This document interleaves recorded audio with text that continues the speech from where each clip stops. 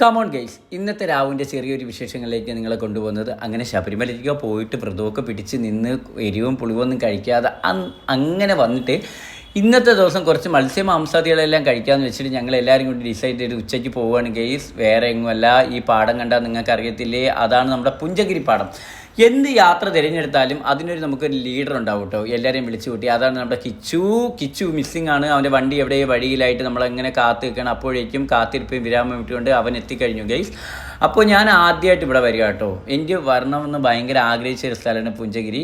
അങ്ങനെ അവിടെ പോയപ്പോൾ നല്ല പറയാതെ വയ്യ കേട്ടോ. എല്ലാവർക്കും അറിയായിരിക്കും, ഭയങ്കര ആംബിയൻസ്, ഭയങ്കര വൈബ്. വന്ന സ്ഥിതിക്ക് തന്നെ ഓടി രാവിലെ അങ്ങ് മുകളിലേക്ക്, അവന് മുകളിലിരുന്നല്ലേ ഇരിപ്പുറക്കുള്ളൂ, ഒന്ന് മുകളിലേക്ക് ഓടിട്ടോ.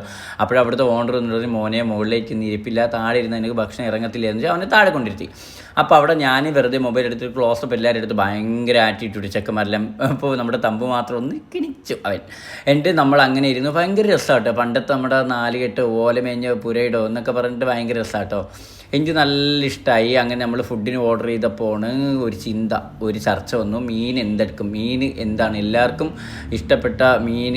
അങ്ങനെ അപ്പോൾ നോക്കുമ്പോണെങ്കിൽ കിച്ചുവും രാഹുലും കൂടി മീൻ നോക്കാൻ വേണ്ടി പോയിട്ട് ഏത് മീൻ എടുക്കണമെന്ന്.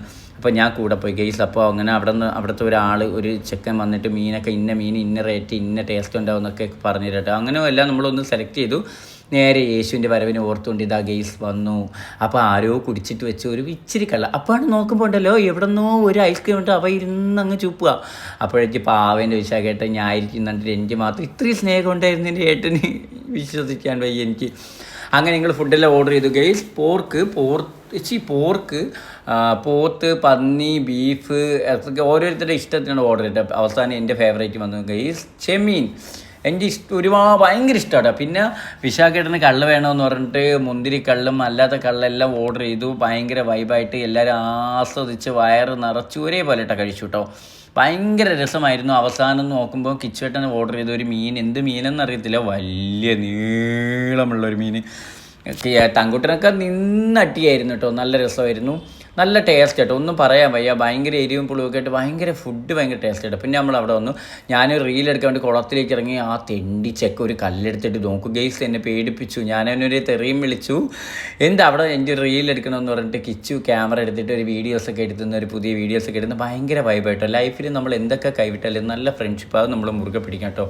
ആരില്ലെങ്കിലും അവരുണ്ടാവും നമ്മളെ കൂട്ടിന്. നമുക്ക് ഒരുപാട് പേരൊന്നും വേണ്ട, നമ്മളെ മനസ്സിലാക്കുന്ന കുറച്ച് പേര് മതി കേട്ടോ നമുക്ക്. അങ്ങനെ നേരെ തമ്പുച്ചേട്ടൻ എൻ്റെ വണ്ടിയിൽ പോയതുകൊണ്ട് തമ്പുവിനെ ഞാൻ ഡ്രോപ്പ് ചെയ്തു. ഇതാണ് തമ്പുവിൻ്റെ പുതിയ വീഡിയോ കേട്ടോ. അവൻ വെച്ചാണ്. അപ്പോൾ ബൈ.